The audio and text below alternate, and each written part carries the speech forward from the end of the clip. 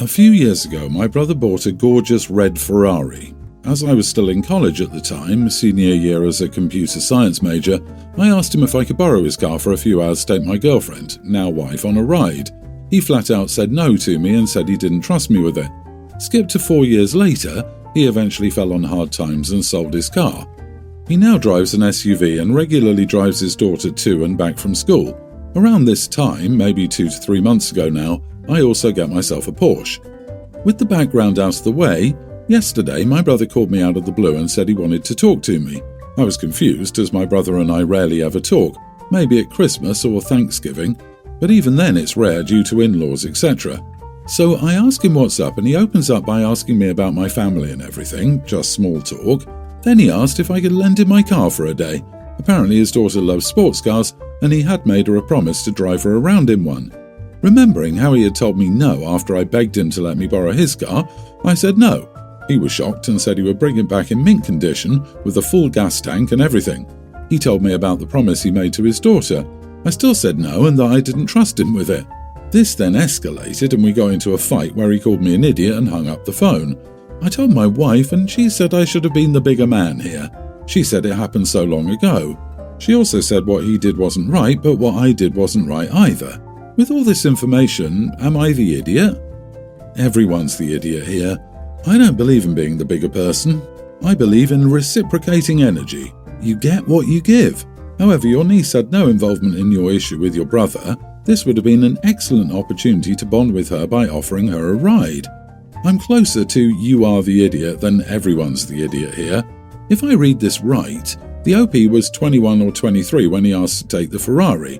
I don't know anyone that would let a 21 or 23-year-old drive a Ferrari. This is a recipe for disaster. The risk is he would try to see what speed he could get.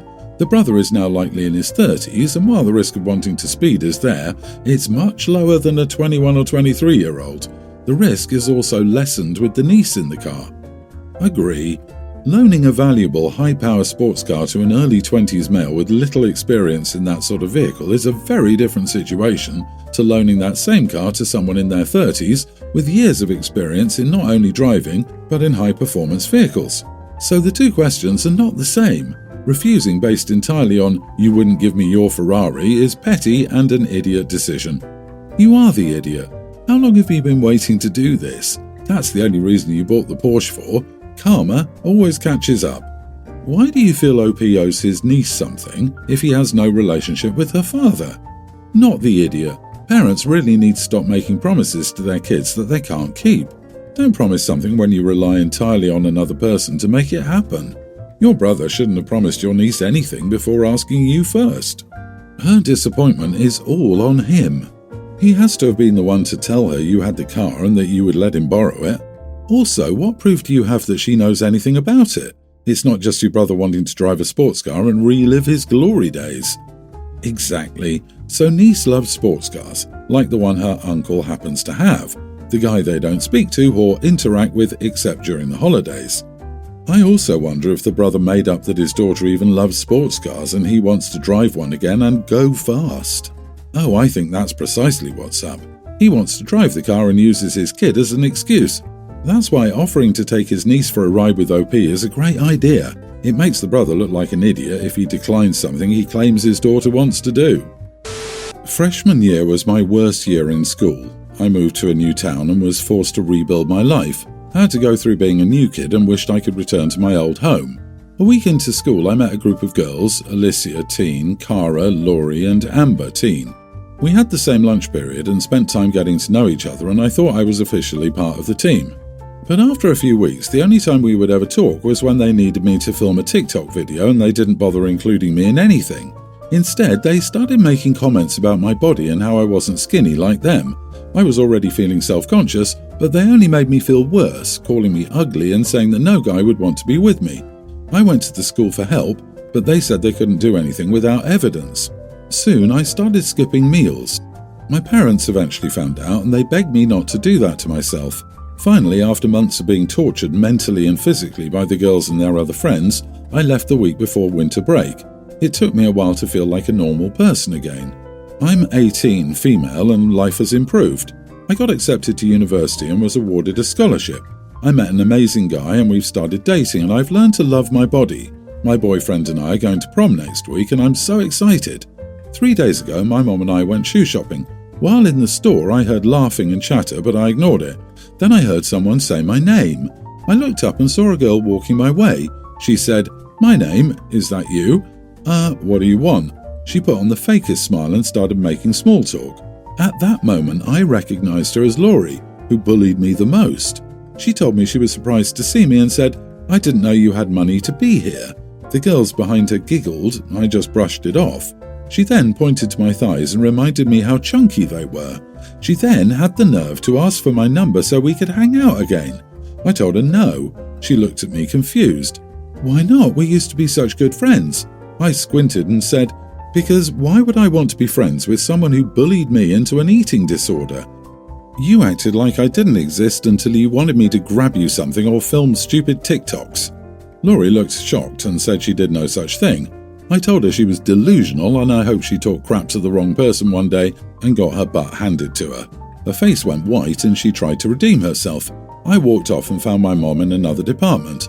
I told her what happened and she was proud of me, saying one day karma was going to get to Laurie and everyone who tormented me. I know I had to stand up for myself, but I can't help but feel bad wishing ill will on somebody. Please tell me, am I the idiot for embarrassing my bully? Not the idiot. Her head was so deep inside her own butt she could not see that she was still a bully. Her comments about money and your body are proof she hasn't changed. I don't think she's ever been called out before. Good on you, OP. Truth hurts. Continue to live your life for you. Girls in high school, matter of fact, a lot of people in high school don't mean a thing once you graduate. You're already at a different high school getting ready for college. You don't need to feel bad for giving a bully a reality check. And don't accept any friends or follow requests on social media from any of them. The best advice I've ever heard is, be selective with who you allow to have access to your life.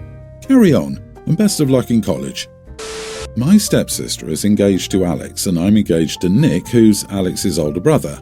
I dated Nick first and for a long time, but we broke up 3 years ago, and my stepsister started dating Alex after our breakup. They got engaged last year and my stepsister was trying to shove our families together, which meant I started seeing Nick again and we reconnected. We got engaged 2 months ago and ever since my stepsister has been complaining non-stop about how she thinks I rushed into an engagement just to upstage her and that she doesn't want to have the same in-laws as me as I would screw things up for both of us. It's not like I can magically give Nick a new family, so I don't get why she keeps bringing it up, but it's annoying and I've asked her to drop it multiple times already.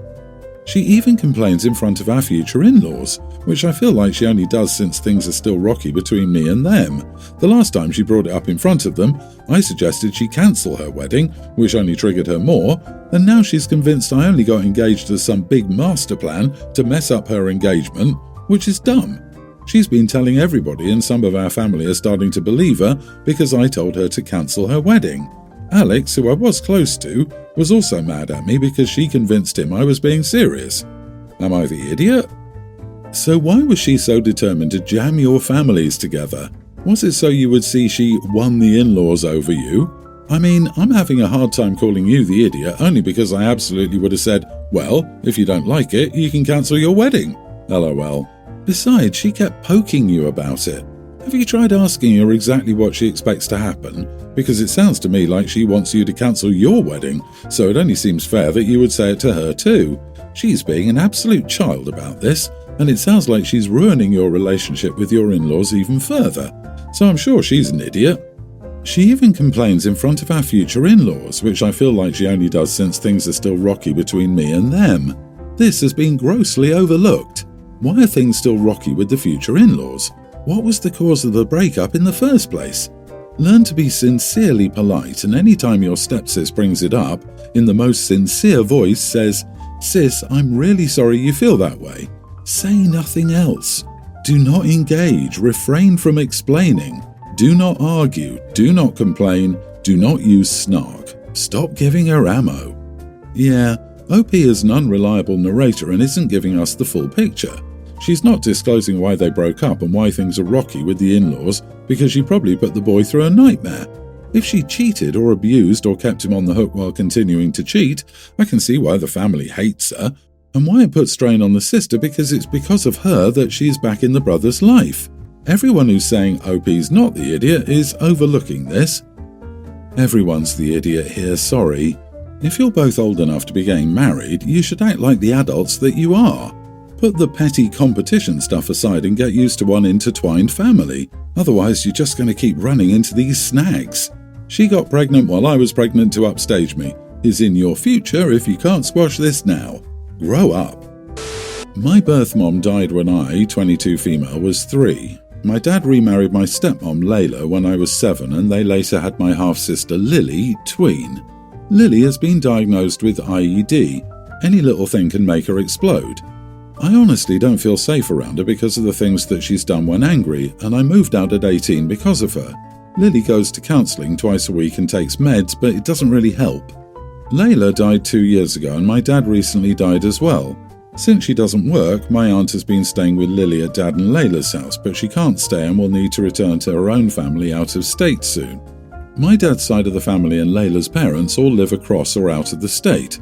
They agree that they're willing to take in Lily, but are begging me to become her guardian or caretaker so that she isn't forced to leave her friends, school, and previous life behind after just losing her mom and dad.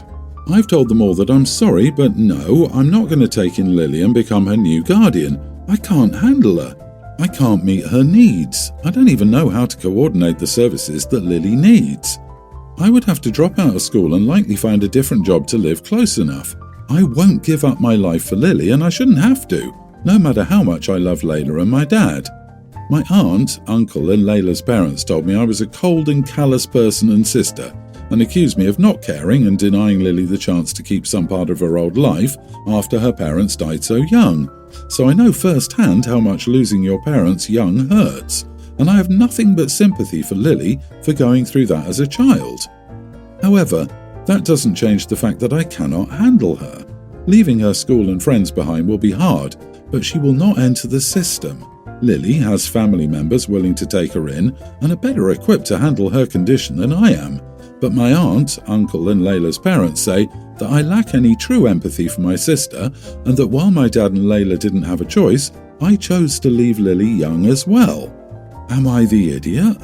Not the idiot. If these people want to uproot their lives and move so that she can stay where her life is, they're welcome to do so. You've acknowledged that you aren't in a place to properly take care of her and live your life to the fullest. It's not your responsibility. There are other people to assist in taking care of her. And while it does suck, you're not being callous and uncaring. You are, in fact, putting her needs ahead of her wants. I am sorry for your loss, and I'm sorry that you're going through this difficult time with the rest of her family. At 22, I could barely take care of myself. I was still learning to become an adult, and there was no way I could manage raising a teenager, even one who wasn't dealing with mental illness. This is a big and important job, and it should be done by someone with enough adulthood under their belt to handle it properly. Honestly, this girl might actually need professional caregivers. She deserves better care. So my 25 female parents are very Christian and very conservative. However, I stopped attending church as soon as I could, as did my brother Sebastian, 27. They were upset but understood, and we still maintained a great relationship until my brother came out. He's gay and wanted to bring his boyfriend home to meet the family for the holidays. Instead of accepting him as we thought they would, my parents rejected him outright. They eventually disowned him outright, wrote him out of the will, and banned him from the house. I had very limited contact with them after that, and my brother went no contact. Duh. So, flash forward to 2 years ago. My brother gets married, yay, and he reaches out to my parents in an attempt to mend the relationship. He invited them to his wedding, hoping to change their minds and rekindle the relationship. They curtly declined. Flash forward again to the September before last. My then boyfriend, now fiancé Jake, 25, proposes, and we start planning the wedding. The topic of guests came up, and I decided not to invite my parents because they refused to go to Sebastian's wedding. I also knew that having my parents and Sebastian in the same space for an extended time would cause problems, most likely instigated by my parents. We sent out invitations, and someone on my side of the family, most likely an aunt, told my parents. They got really angry with me, but they couldn't do much once I blocked them. So now my relatives are all saying that I should invite them, that whatever they did in the past, they're still my parents, and deserve to see their daughter get married. Am I the idiot for not inviting them? The wedding is next month, so I still have time if I'm in the wrong. Not the idiot. I love the idea of whatever they did in the past, they're still your parents. Where the heck was that when they disowned their child? You did the right thing, and tell anyone who tells you otherwise to kick rocks. It's always funny to me when people get a taste of their own medicine and are shocked by it. Yep, you're simply living out the example they set. If you disagree with someone else's choices, you cut them off out of love so they can see their wrongs and potentially right them. Simple explanation. With all due respect, my parents don't deserve to see me get married because they refused to see their son get married. They allowed the hate they have in their hearts to destroy their own family. As a result, neither of their children wants anything to do with them, and they have nobody to blame but themselves. And since you've decided to defend their behaviour, please know that you are no longer welcome at my wedding or in my life moving forward. Well written. The outside family likes to think they have a pony in this race. They don't. It's between your parents, your brother, and you. I would have done the same. Be prepared for some families not to attend to show solidarity with your parents, though. Unfortunately, or maybe fortunately, situations like this show people's true colours. Best of luck and congrats.